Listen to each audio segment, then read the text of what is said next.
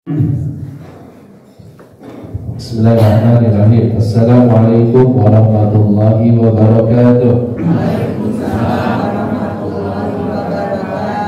Alhamdulillah, segala puji hanyalah milik Allah. Wa syukru ala ni'matillah, dan kita bersyukur atas semua nikmat-nikmat yang diberikan oleh Allah. Wala haula wala quwwata illa billah, dan tidak ada yang mampu menjaga kita dari setiap keburukan, dan juga tidak ada yang bisa membuat kita beramal saleh mendapatkan setiap kebaikan illa billah, kecuali semata-mata pertolongan dari Allah Subhanahu wa taala. Salatan wa salaman ala rasulina wa habibina wa syafi'ina wa qurrati a'yunina Muhammadin ibn Abdillah wa ala alihi wa ashabihi wa man wala. Semoga salawat dan salam senantiasa terlimpah tercurah kepada kekasih kita, teladan kita, uswatun hasanah, pilihan Allah untuk umatnya yang kita harapkan syafaatnya nanti pada hari kiamat. Dialah Nabi kita, Nabi Muhammad sallallahu alaihi wasallam. Mudah-mudahan kita tergolong sebagai para umatnya yang setia, mencintainya, loyal kepadanya, taat kepadanya, siap berkorban dan berjuang di atas jalan yang telah dicontohkan olehnya. Amin ya rabbal alamin. Alhamdulillah. Apa kabar Bapak dan Ibu? Alhamdulillah, luar biasa. Yes. Alhamdulillah, bersyukur kepada Allah. Subuh kali ini di dalam program Kasabuh, kajian Ba'da Subuh, Qobla Subuh berarti ya. Nanti Ba'da Subuh, Masya Allah, lengkap nanti ya. Kita diberikan kenikmatan oleh Allah untuk bisa melaksanakan sholat subuh berjamaah. Ini adalah satu di antara banyak kenikmatan, satu di antara kenikmatan yang sangat besar yang Allah berikan, karena tidak setiap orang bisa melaksanakan sholat subuh, apalagi sholat subuh berjamaah. Dan kita yakin sebagaimana disabdakan oleh Nabi bahwa orang yang sholat subuh ini akan dapat garansi, jaminan dari Allah. Nabi mengatakan, man shallal ghadata fahuwa fi dhimmatillah. Siapa yang sholat subuh maka dia berada di dalam jaminannya Allah. Jadi kita sudah dapat teh dan dapat mengheran, dapat garansi dari Allah, dapat asuransi dari Allah, jaminan. Mudah-mudahan dengan sholat subuh ini, hari ini seandainya pun takdirnya ajal kita adalah di hari ini, insya Allah kita wafat dalam keadaan husnul khatimah, terbebas daripada sifat kemunafikan. Ya, karena salah satu ciri orang munafik adalah dia berat untuk bangun di waktu subuh. Paling berat, paling malas dia untuk bangun itu adalah bangun di waktu subuh. Mudah-mudahan ini adalah nikmat yang terus diberikan oleh Allah kepada kita. Kita menjadi orang-orang yang istiqamah, ahli subuh, para pejuang subuh. Dan dengan ini insya Allah kita mendapatkan jaminan terus dari Allah, juga mendapatkan keberkahan dari waktu subuh ini. Amin ya rabbal alamin. Baik, hadirin dirahmati Allah, pertama ya tentu mohon maaf atas ketidakhadiran di beberapa waktu yang lalu. Ya, pas dua pekan yang lalu pada Allah kebetulan tadi seperti yang disampaikan oleh Bapak Haji Dodo masih mempunyai tugas untuk mengantarkan jamaah melaksanakan ibadah umroh. Ya, pas diumumkan waktu forum Bu Liga soal cina Ustaz terus diumumkan cina ya. Karena memang informasinya mungkin mendadak ya, karena ada jadwal yang harus saya berangkat melaksanakan ibadah dan membimbing jamaah. Mudah-mudahan yang hadir sini semua jadi tamu-tamunya Allah bisa berangkat melaksanakan ibadah haji dan umrah tahun ini insyaallah. Amin ya rabbal alamin. Sudah pada mau berangkat tidak? Insyaallah. Insyaallah insyaallah sudah, insyaallah jawab. Insyaallah ya, in tasduqillaha yasdudka. Kalau kau benar dengan niatmu, Allah yang akan mewujudkan cita-cita. Jadi kalau insya Allahnya orang Sunda itu kayaknya masih jauh. Karena insya Allah nanti aduh kalah komengkewe, nah itu insya Allahnya orang Sunda. Maka si Enci oge terpercaya ke insya Allah orang Sunda mah. Karena insya Allah orang Sunda nanti cenah mual. Insya Allah esok dibayar Ci, hati-hati mualnya insya Allah dirusak oleh kita sendiri kata insya Allah itu ya. Maka kata para ulama insya Allah itu ada 3, ada tahqiqan, ta'liqan, tabarrukan. Nah, kebanyakan kita itu hanya ta'liqan saja. Jadi insya Allah gantung. Ya, insya Allah harus insya Allah tahqiqan. Yani benar-benar yakin dengan izin Allah saya bisa melakukan. Nah, itu baru insya Allah yang dimaksud dalam Al-Quran. Insya Allah tahqiqan namanya. Kalau insya Allah orang Sunda namanya insya Allah ta'liqan. Macam lagi bukan insya Allah, insya Allah. Nah, gitu. Bahasa itu gitu insya Allah. Orang Sunda bisa kita insya Allah. Ke subuh kajian dia dikasih insya Allah. Adina nama? Wah. Itu ya terus kedah pasti gitu. Insya Allah gitu. Kita baca sekarang akan lanjutkan tadabbur dulu, yaitu sebelumnya saya lihat di Robbaka TV sudah sampai di Az-Zalzalah. Berarti kita sekarang masuk surah Al-Bayyinah.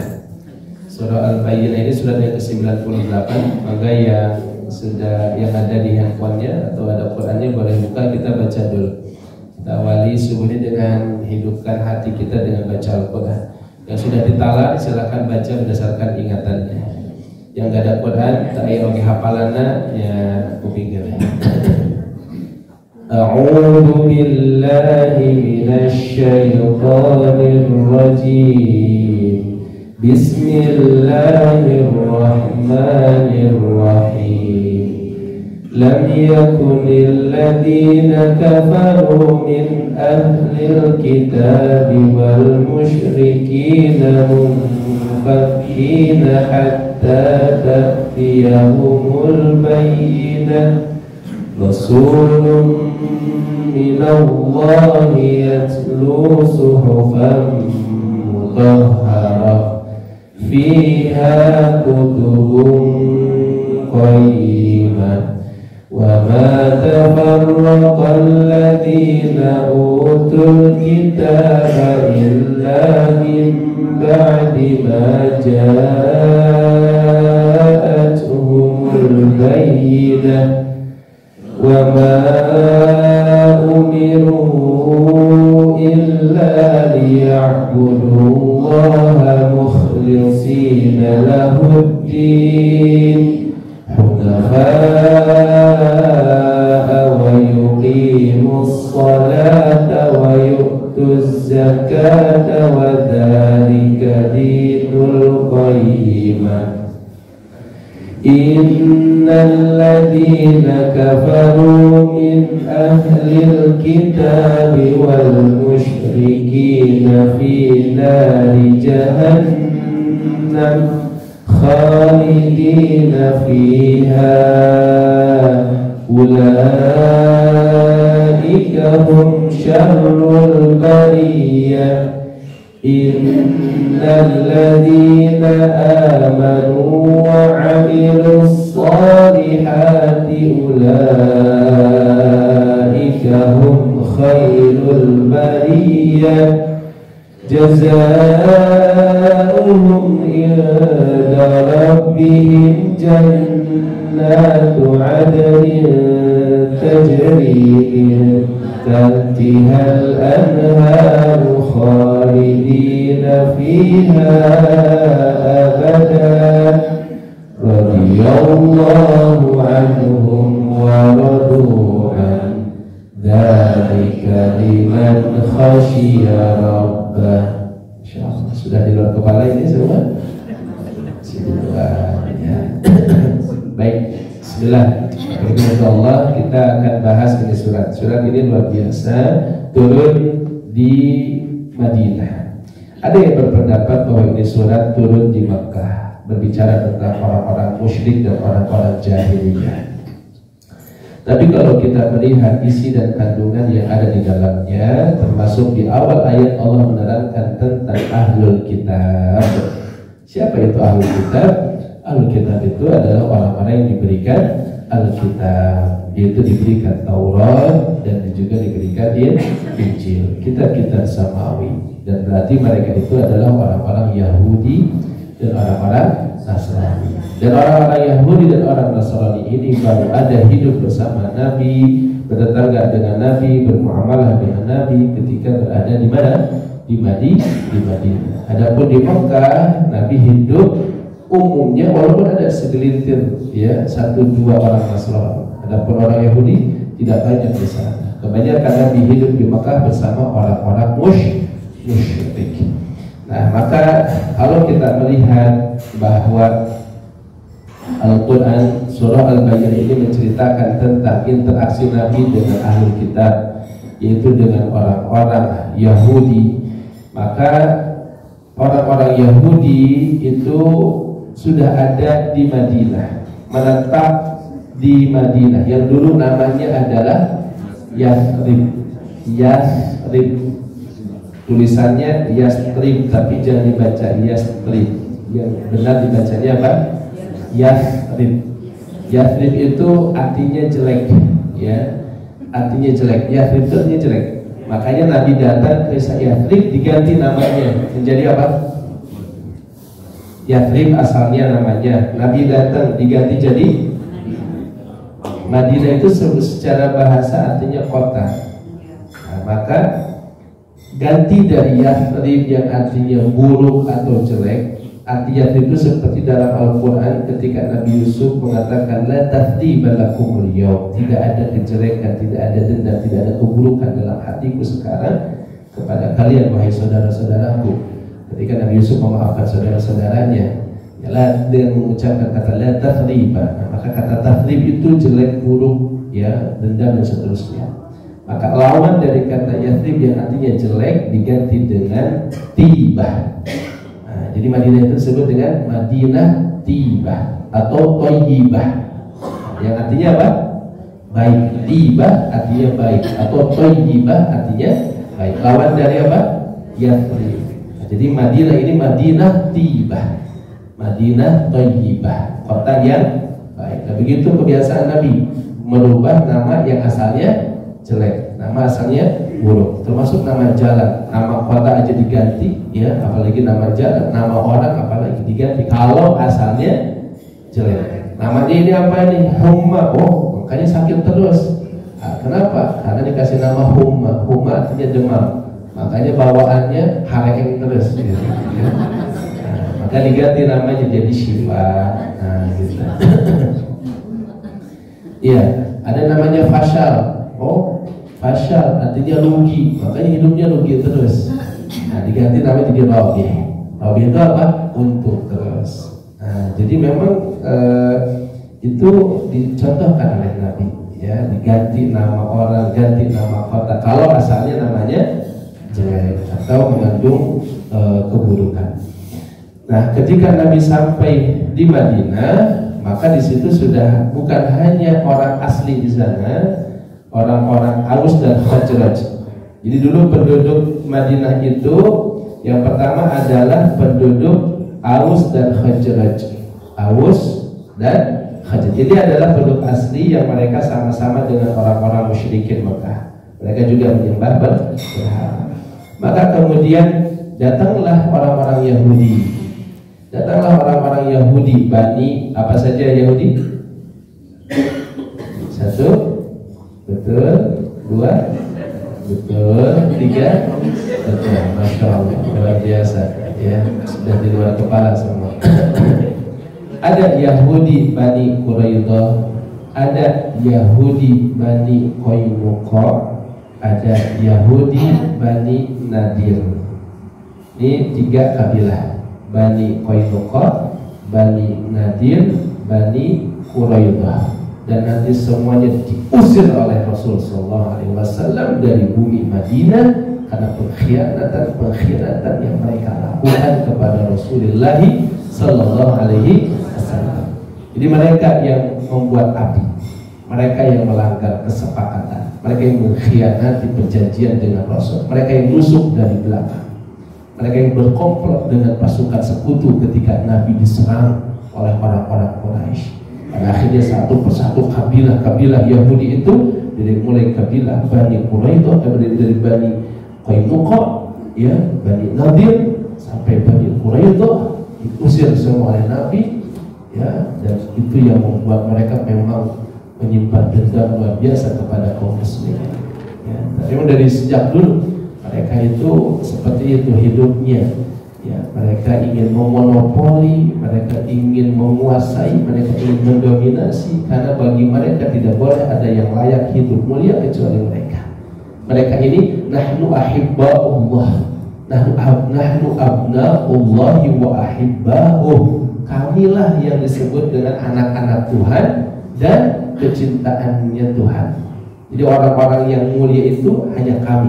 Di luar kami ini adalah orang-orang hina yang tidak pantas dan tidak layak hidup kecuali jadi budak-budak kami.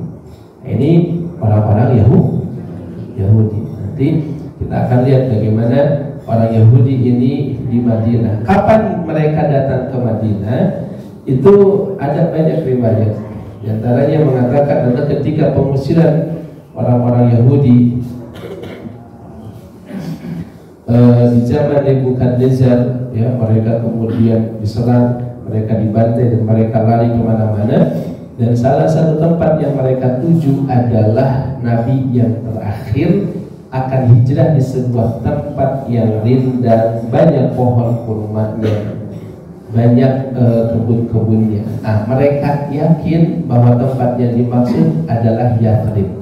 Jadi mereka pergi dari wilayah selatan ke utara, dari wilayah Yaman naik menuju Syam. Mereka dapati ada sebuah wilayah yang di situ banyak pohon kurma, ya, pohon rindang, kebun-kebun. Dan di dalam ajaran kitab Taurat diterangkan Nabi terakhir itu akan hijrah. Di sini disebut dengan tempat hijrahnya Nabi terakhir.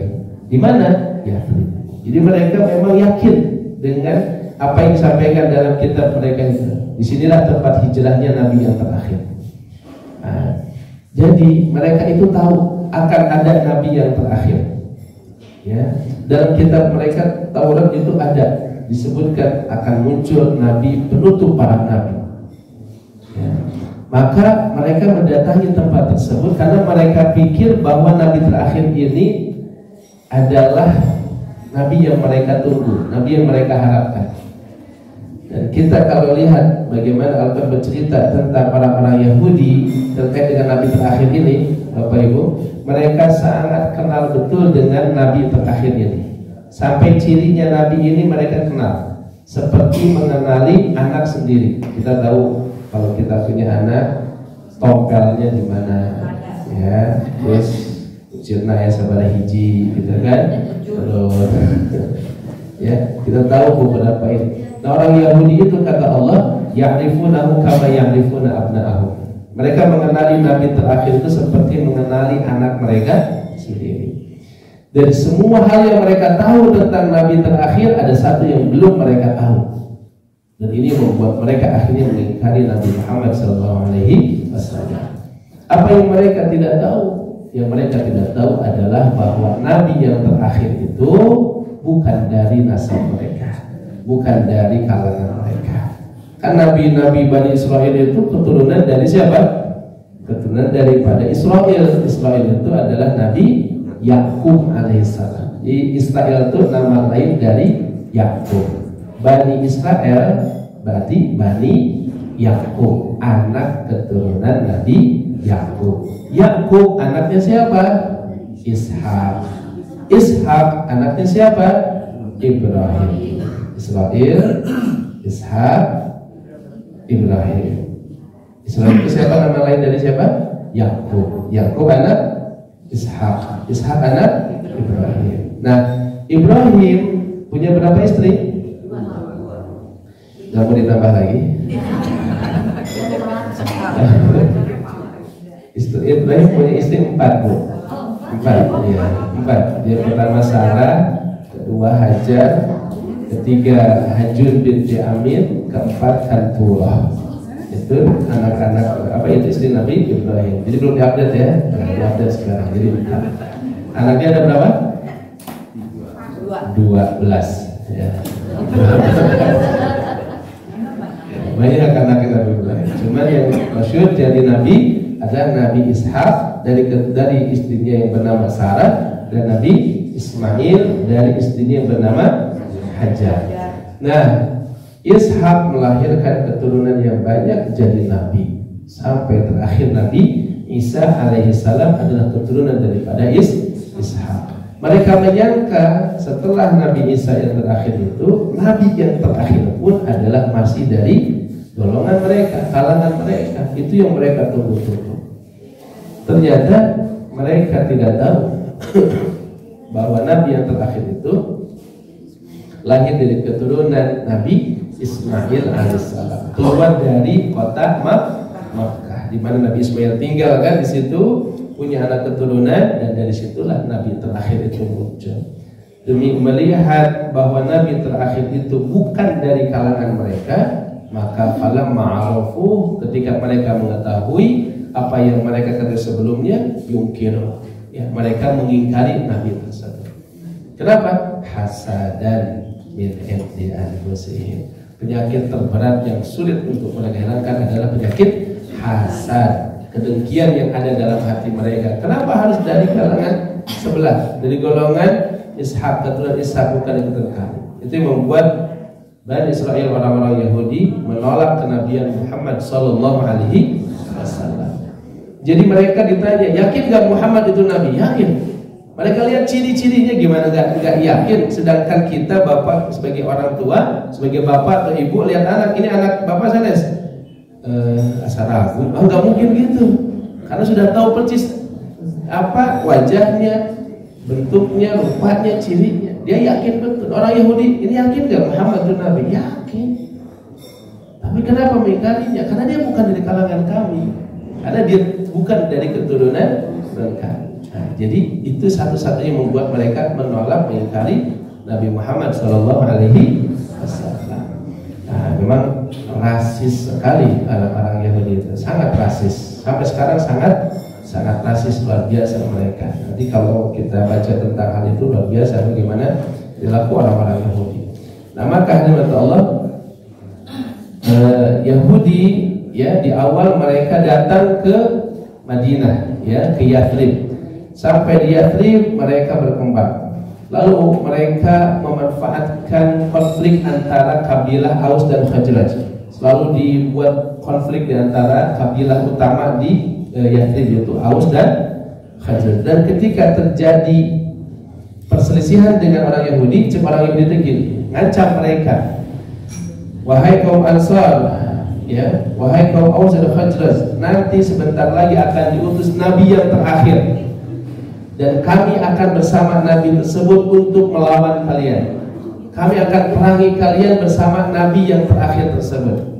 Jadi orang-orang Yahudi sudah membawa-bawa Nabi yang terakhir, dan mereka yakin sebentar lagi bakal datang, sebentar lagi bakal diutus. Sehingga sesumbar mereka kepada orang-orang Aus dan Khazraj itu apa? Kalian sekarang menyerang kami, besok kami akan bersama Nabi kami yang terakhir akan menyerang kalian. Nah, itu sudah diviralkan oleh si orang Yahudi. Sampailah kemudian kita tahu dalam sejarah orang Aus dan Khazraj, orang Yathrib itu pergi ke Mekah. Di Mekah tadinya mereka ingin ketemu para pembesar Quraisy untuk membantu mereka agar dipilihkan seorang pemimpin di tengah mereka. Karena konflik terus di Aus dan Khazraj. Sebelum ketemu dengan orang-orang Quraisy, mereka ketemu dengan Nabi kita Muhammad Sallallahu Alaihi Wasallam. Lalu mereka mendengar dakwah Nabi dan mereka mengatakan, kayaknya ini Nabi yang suka diceritakan oleh orang-orang Yahudi. Kata mereka, kita dahului Yahudi, jangan sampai Yahudi kedahuluan untuk bertemu dengan Nabi ini.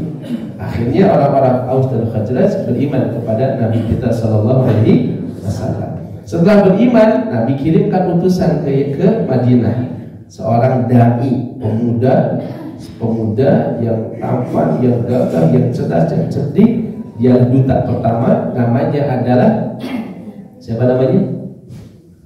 Siapa duta pertama yang dikirim ke Madinah? Yang tahu hadiahnya umrah? Siapa namanya? pemuda, anak muda usia di bawah 20-an, 25 gitu. Tapi skalanya sudah internasional. Berangkat ke sana, wahai Mus'ab bin Umayyah. Mus'ab bin Umayyah, seorang yang Masya Allah ya, luar biasa, dikirim ke Madinah. Di Madinah dia berdakwah, masuk Islamlah kabilah Aus dan Khazraj, para sesepuhnya, ketuanya Sa'ad bin Mu'adz, Usaid bin Khudair dan seterusnya.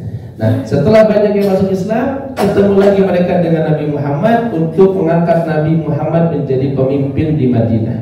Terjadilah yang disebut dengan Bai'atul Aqabah, perjanjian Aqabah. Maka Nabi siap hijrah ke Madinah, dan orang Madinah yaitu orang Aus dan Khazraj siap jadi Ansor. Ansor itu apa?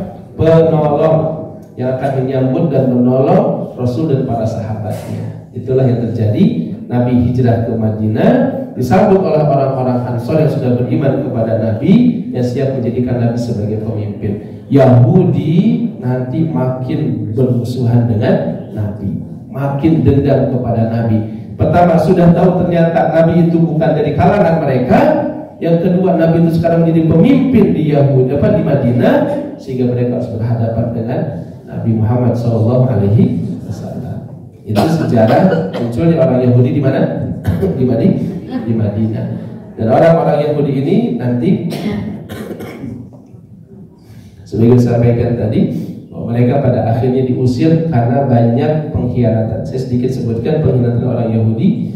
Yang pertama, mereka menodai kehormatan seorang wanita muslimah. Ketika wanita muslim itu belanja di pasar, pasar itu memang sejak awal dikuasai oleh siapa? Orang Yahudi. Jadi orang Yahudi itu menguasai pasar, menguasai senjata. Itu orang-orang Yahudi dari dulu. Nah, pasar dikuasai oleh mereka. Sampai nanti Islam datang, berperanlah seperti para saudagar-saudagar hebat dari kaum muslimin, di antaranya Abdurrahman bin Auf. Maka berubah, pasar itu dikuasai oleh kaum muslimin. Kalau kita pergi ke Masjid Nabawi ke Madinah, di samping kalau kita posisi ke arah kiblat, sebelah kanan ada namanya Pasar Manakhoh. Pasar Manakhoh, kalau dulu pasar kurma. Nah, itu lokasi pasar yang dikuasai oleh Nabi SAW. Sekarang sih sudah jadi perluasan tempat sholat di situ. Nah, di situ kaum muslimin, di situ ada seorang wanita muslimah di pasar Bani Qainuqa, orang Yahudi yang dinodai kehormatannya. Ya, dia punya baju pakaian, orang wanita muslim ini diikat, tali bagian bawah dan tali bagian atasnya diikat, sehingga ketika dia jongkok, dia diikat, pas berdiri langsung tersingkap auratnya. Nah, itu penodaan bagi kaum muslimin. Ada orang Islam yang melihat begitu pemuda, maka dia langsung loncat dari tempat jongkoknya, loncat langsung dihapok, dipukul orang Yahudi tersebut karena telah menodai wanita tersebut sampai meninggal dunia. Diserang balik oleh orang Yahudi, meninggal juga kaum pemuda muslim ini. Demi mendengarkan itu sampai kepada Nabi akhirnya kemudian mengusir orang Yahudi Bani Qainuqa. Nanti beda lagi Yahudi Bani Nadir. Bani Nadir sama diusir oleh Nabi. Dan ternyata mereka itu walaupun punya benteng pertahanan yang kuat, yang kokoh, maka ketahuilah sesungguhnya mereka itu adalah bangsa-bangsa yang pengecut. Nabi hanya menyampaikan, tinggalkan tempat kalian dalam waktu 15 hari. Ya, kalau tidak maka kalian akan aku penggal kepalanya. Itu padahal mereka punya benteng gak bisa ditembus, hadirin. Ini kita kalau pergi ke Madinah ada tempat namanya benteng Ka'ab bin Ashraf, miliknya pembesar Yahudi yang itu tebalnya luar biasa. Kalau kita punya benteng kita dari apa di bahannya? Paling dari semen, pasir, bata. Ya. Kalau itu batu-batu semua, tebal sekali. Dan memang bahkan kaum muslimin kalau lihat dalam surat Al-Hasyr, mereka nggak yakin bisa nembus. Wadhannu madunantum ayyakhruju. Kalian nggak yakin bahwa mereka bisa dikeluarkan. Kalian nggak bisa tembus. Kenapa? Bentengnya sampai sekarang masih ada. Benteng itu, apalagi bentengnya yang benteng Khaybar itu, masya Allah, berlapis-lapis, teknologi luar biasa. Tapi kata para ulama menunjukkan itulah pengecutnya orang Yahudi. Mereka takut kalau untuk perang langsung. Makanya coba perhatikan dalam sejarah, ada perang yang ramai nggak antara Nabi dengan Yahudi? Nggak ada perang ramai. Maksudnya perang ramai itu kayak perang Badar. Betul perang Badar? Kan ramai tuh, saling langsung ya 300 lawan 1000, ada yang meninggal. Perang Uhud juga sama, 1000 atau 700 lawan 3000. Ramai kan dengan orang-orang musyrik. Kalau dengan orang Yahudi susulumputan. Ya. Pernah nanti pada susulumputan, mereka pada di belakang bentengnya rumahnya, mereka nggak berani langsung. Saking pengajutnya orang Yahudi. Memang dikesankan mereka punya senjata, mereka punya peralatan teknologi canggih dan seterusnya. Nah akhirnya dengan kekuatan kaum muslimin, Allah simpan rasa takut dalam hati mereka orang Yahudi. Akhirnya orang Yahudi keluar sendiri dari tempat mereka, dari benteng mereka, dan diusir oleh Rasul SAW. Sampai yang terakhir adalah orang Bani Quraidah. Nah dari situlah bersih kota Madinah dari orang-orang Yahudi. Nah apa yang terjadi sekarang hari ini di mana? Di Gaza, di Palestina.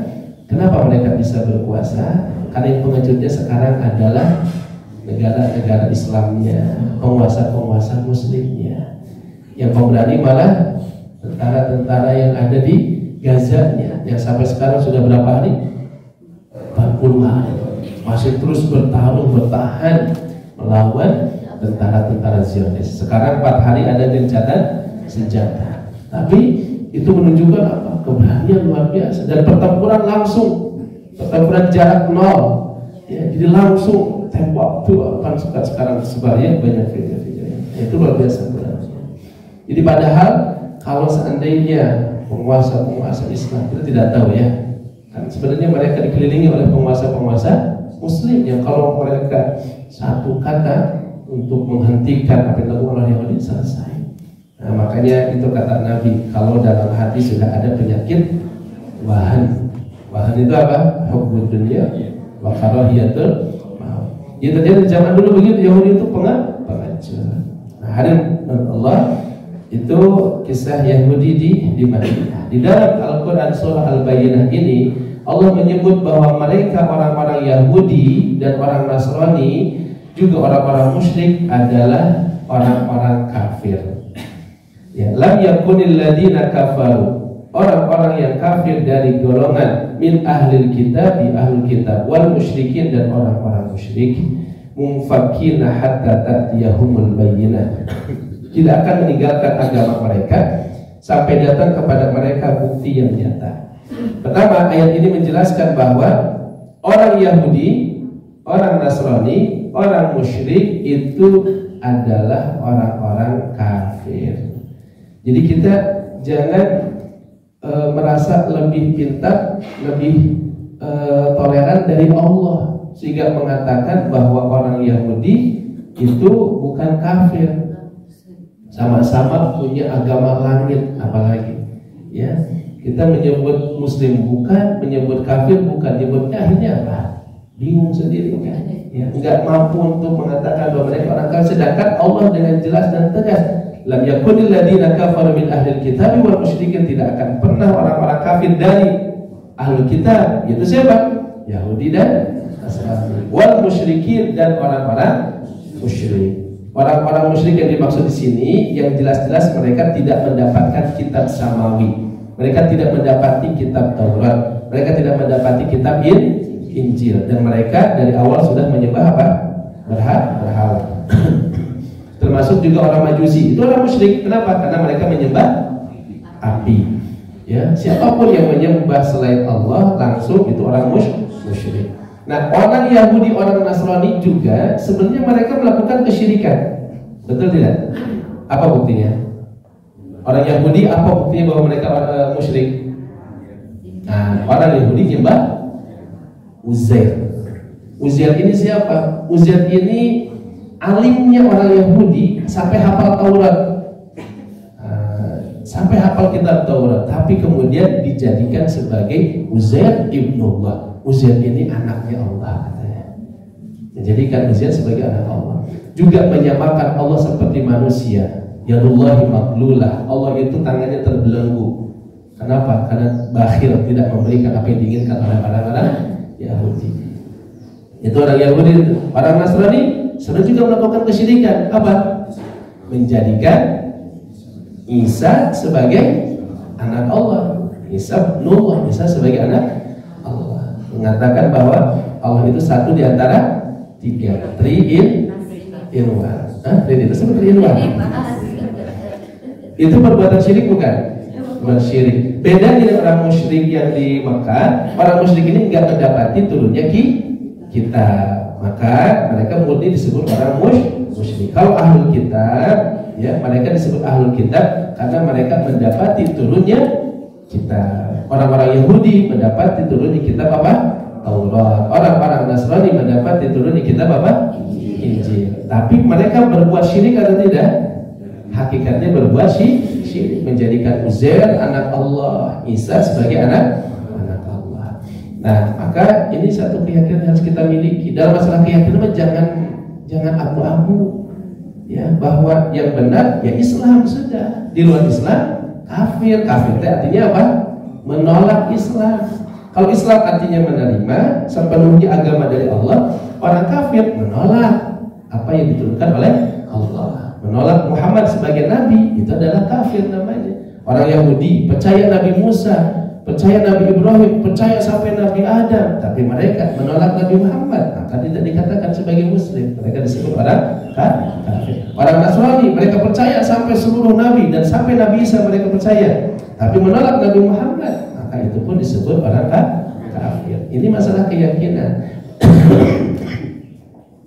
Adapun masalah muamalah, keseharian dengan mereka, jangan kita manggil bir, bukan begitu, karena tetangga kita.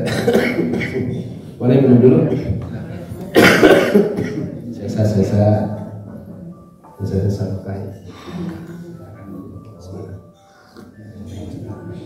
Jadi jangan sampai digambarkan orang yang punya keyakinan begini, wah radikal ini, kelihatan di bakal ciga nanti ketemu orang kafir dia bakal dipepet ciga.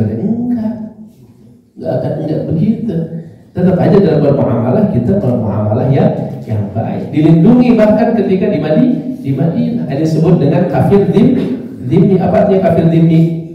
Orang kafir yang dilindungi, bahkan darah mereka, harta mereka dilindungi oleh Nabi. Dan siapa yang menyakiti orang kafir dhimmi, dia akan jadi musuhku nanti di akhirat, kata Nabi. Jadi muamalah Nabi dengan orang-orang Yahudi, dengan orang-orang Nasrani biasa. Tetapi dalam urusan agama, keyakinan kita harus yakin Bapak Ibu, nggak boleh ragu, nggak boleh abu-abu, nggak boleh kemudian demi disebut orang toleransi mengatakan ya semua agama itu baik, semua agama itu mengajarkan kebenaran, nanti juga bakal kumpul reunian di surga. Ini lebay ya. Udah aja katakan inna dina indallahil Islam, hanya agama Islam yang diridhoi oleh Allah. Allah mengatakan wa may yabtaghi ghairal islami dina, siapa yang mencari agama selain Islam falan yuqbala minhu, enggak akan diterima, wa huwa fil akhirati minal khasirin, dan dia akan rugi nanti di akhirat. Nah, ini dalil yang paling tegas juga bahwa orang Yahudi, orang Nasrani, orang musyrik adalah orang kafir. Ini yang nyebut siapa? Ali Abu Khatib atau Allah? Allah yang menyebut langsung. Allah yang mengatakan mereka tergolong orang-orang kafir. Lam yaqulil ladzina kafaru ahlul kitabi wal musyrikina munfaqina hatta ta'tiyahumul bayyinah. Nah, yang dimaksud dengan bayyinah itu apa? Bayyinah itu artinya apa? Bukti yang nyata. Apa makna bukti yang nyata di sini? Maknanya bisa, pertama adalah Al-Qur'an itu sendiri yang menjelaskan tentang kenabian Muhammad. Yang kedua tentang Nabi Muhammad itu sendiri. Datangnya Nabi Muhammad adalah bukti yang nyata bahwa Islam ya adalah agama yang hak. Karena bukti bahwa itu adalah ajaran yang benar, ada seorang nabinya yang diutus. Dan orang-orang Yahudi mereka yakin bahwa ini adalah nabi yang diutus. Orang-orang Yahudi, orang Nasrani ketika melihat Nabi dengan ciri-cirinya, mereka yakin. Jangankan setelah jadi Nabi usia 40 tahun, sejak kecil pernah Nabi dibawa oleh pamannya Abu Talib ke mana? Ke Syam, ketemu dengan seorang pendeta. Siapa masih ingat dulu waktu SD ceritanya? Masih emut tidak? Atau sudah di luar? Jadi indah ya masa-masa lalu ya. Jadi mendapati seorang pendeta, Buhairah namanya, dari kejauhan, wah ini beda nih. Dari kejauhan sudah diikuti oleh apa? Awan. kemudian perilakunya berbeda. Ditanya tentang berhala Lata Uzza, dia tidak mau mengatakan itu. Wah, sampai kemudian kesimpulan Buhairah, ini adalah nabi yang diutus. Padahal masih kecil. Sampai di zaman ketika di Halimatus Sa'diyah, diasuh oleh Halimatus Sa'diyah, kata Halimah, ada yang mau membunuh Muhammad. Kenapa? Ternyata itu orang-orang Yahudi yang melihat ciri-ciri kenabian ada pada Nabi Muhammad dan didapati bahwa Nabi Muhammad orang Mekah, dan mereka tidak mau bahwa Nabi itu dari Mekah karena mereka tahu kalau Mekah itu keturunannya siapa? Ismail alaihis salam. Nah, begitu hadirin. Nah, kemudian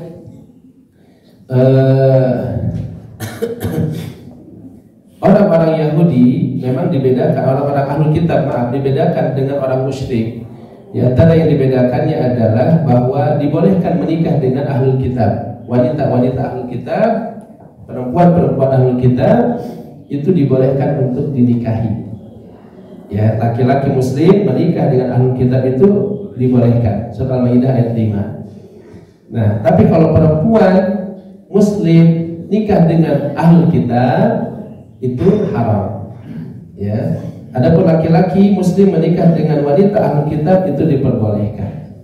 Tapi Umar bin Khattab memberikan syarat yang begitu ketat. Jangan sampai ya itu menjadi satu kelonggaran sehingga banyak wanita-wanita muslimah yang benar-benar muslimah ditinggalkan hanya gara-gara apa? Mencari ya cinta daripada wanita-wanita yang Ahlul Kitab, yang orang Yahudi Nasrani. Kenapa? Karena kata para ulama, orang berteman saja bisa terpengaruh. Gimana dengan orang berpasangan? Apalagi kalau si istri ini punya apa? Dominasi. Bisa-bisa nanti malah si suami apa?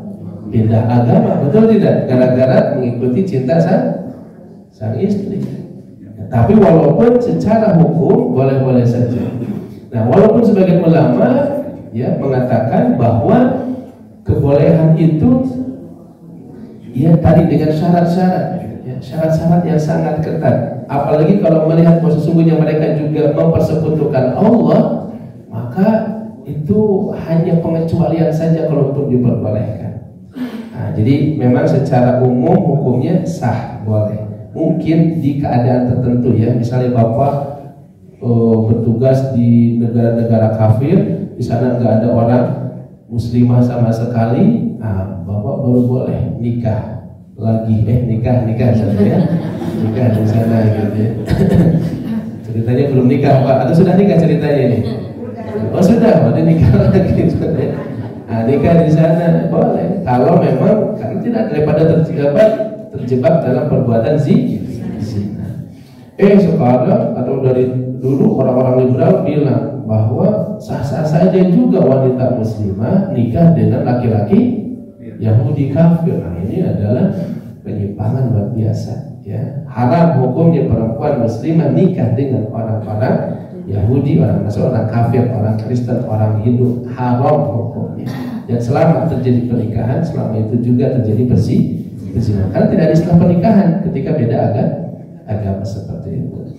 Kemudian diperbolehkan juga makan dari sembelihan Ahlul Kitab, diperbolehkan. Nah, itu surat Al-Maidah ayat 5. Tetapi tentu tadi hadirin, bukan berarti dengan itu kita menggampangkan urusan seperti itu. Ya, karena tadi syaratnya ketat. Kemudian kalau kita tahu bahwa mereka juga ternyata melakukan kesyirikan, mempersekutukan Allah, nah ini bisa berpengaruh ke dalam kehidupan kita. Apalagi anak-anaknya nanti, gimana anak-anaknya? Ikut ke siapa nanti? Bagaimana bapaknya mengajarkan sholat, sedangkan bapaknya sibuk, yang ada di rumahnya adalah ibunya. Gimana mau mengajarkan agama? Kemudian hadirin mata Allah mengatakan yang disebut dengan bukti yang nyata itu adalah Rasulun minallah, yaitu adalah seorang Rasul dari Allah yang seluruh suhufan mutahharah, yang membacakan suhuf, yaitu lembaran-lembaran yang mutahharah, yang suci. Itu yang disebut dengan Al-Quran. Dulu Al-Quran bentuknya kayak gimana? Al-Quran dibacakan oleh Jibril kepada Nabi. Nabi meminta kepada para sahabat untuk mencatatnya. Dicatat di mana? Di lembaran-lembaran, suhuf namanya. Kalau mushaf sudah lembaran suhuf. Ya, suhuf itu dari pelepah kurma, dari kulit kambing atau kulit unta, nah, dibuat itu dikumpulkan semua. Yang mengumpulkan dulu namanya Zaid bin Sabit. Zaid bin Sabit ini ditugas oleh Abu Bakar, juga di masa Utsman ditugas untuk mengumpulkan menjadi satu, dikumpulkan dari semua orang menjadi satu mushaf. Nah, nanti disebut dengan mushaf Utsman. Nah, itu dikumpulkan oleh Zaid bin Sabit. Dan hakikatnya itu dijaga oleh Allah, karena Allah yang menjamin Al-Quran ini tidak akan ada perubahan, tidak akan ada kekurangan. Makanya Quran yang ada di Indonesia, Quran yang ada di Arab, Quran yang di Amerika, di Afrika, sama tidak? Sama persis. Harokat beda bakal ketahuan. Bismillahirrahmanirrahim. Ketahuan kan nanti? Ketahuan. Alhamdulillah misalnya. Ketahuan tidak? Ketahuan. Harokat saja berubah akan ketahuan. Makanya sama. Beda dengan kitab Taurat, kitab Injil. Jangankan antar negara, antar provinsi saja bisa beda. Injil di Parmindo dengan Injil di Cibaduyut bisa beda gitu. Ya, apalagi dengan Injil yang ada di tempat yang jauh. Nah, maka Al-Quran itu dijamin oleh Allah Subhanahu wa Ta'ala. Inna nahnu nazzalna dzikra wa inna lahu lahafidun. Kami yang menurunkan adzikra itu Al-Quran, kami pula yang akan menjaga dan memeliharanya. Nah, Al-Quran datang sebagai bayyinah, sebagai bukti yang nyata kepada mereka orang-orang musyrik, orang-orang Yahudi.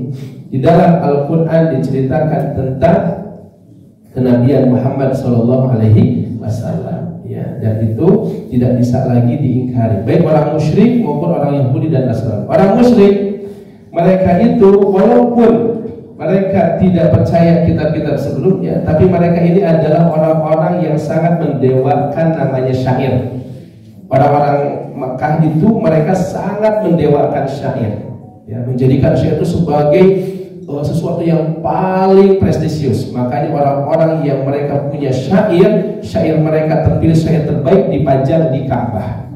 Tapi ketika mereka mendengar Al-Quran, apa yang terjadi? Mereka mengatakan ini bukan syair, ini bukan sihir, ini di atas syair, ini di atas sihir. Salah satunya namanya Utbah bin Walid bin Mughirah, seorang penyair terhebat, tokoh orang musyrik. Ketika dia mendatangi Rasul, meminta Rasul untuk berhenti dari dakwahnya, Nabi bacakan ayat Al-Quran, dia bertekuk lutut dan dia pulang menemui kaumnya sambil mengatakan, demi Allah, dia bukan syair, dia bukan sihir. Ya, mereka tidak bisa menolak kebenaran daripada Al-Quran. Nah, ini yang disebut dengan al-bayyinah, yaitu adalah bukti yang nyata. Nah, hadirat Allah, maka kemudian kata Allah, wa ma tafarraqa, dan tidaklah orang-orang kafir itu berpecah belah, orang-orang ahli kitab, melainkan setelah datang kepada mereka bukti yang nyata. Maksudnya apa? Orang-orang musyrik, orang-orang ahli kitab terpecah. Ada yang beriman kepada Nabi, ada yang kufur kepada Nabi. Setelah apa? Setelah kedatangan Nabi ini. Sebelumnya orang-orang Yahudi mereka sepakat bahwa kita akan menunggu datangnya Nabi terakhir ini. Ketika datang Nabi terakhir ini, di antara mereka ada yang beriman kepada Nabi, ada yang kufur kepada Nabi. Yang beriman karena mereka membuka hatinya, inilah Nabi yang mau'ud, yang dijanjikan. Yang kufur karena tadi ada hasad di dalam hati mereka. Sama orang musyrik juga. Orang musyrik selevel Abu Jahal, dia itu yakin bahwa Muhammad itu Nabi. Tapi kenapa dia menolak Muhammad sebagai Nabi? Sama, ternyata penyakitnya apa? Hasad. Kenapa hasad? Karena Abu Jahal itu dari kabilah Makhzum, Nabi Muhammad kabilah Bani Hashim. Ini dua kabilah ini kabilah paling tinggi, selalu bersaing. Kabilah Bani Hashim punya apa? Ini punya. Abu Jahal punya. Apapun yang dimiliki ini punya. Sampai ketika dari Hashim mengatakan ada Nabi, nah, mereka nggak punya Nabi. Daripada tidak punya sesuatu yang tidak dimiliki oleh Bani Hashim, lebih baik mereka menolaknya. Itu dilakukan oleh Abu Jahal. Karena apa? Karena hasad yang ada di dalam hati mereka. Alhamdulillah. Ini Masya Allah, diceritakan kayak begini, paham atau jadi? Ya, luar biasa. Ini berselancarnya ke alam mana gitu ya. Jadi ya begitulah ya. Jadi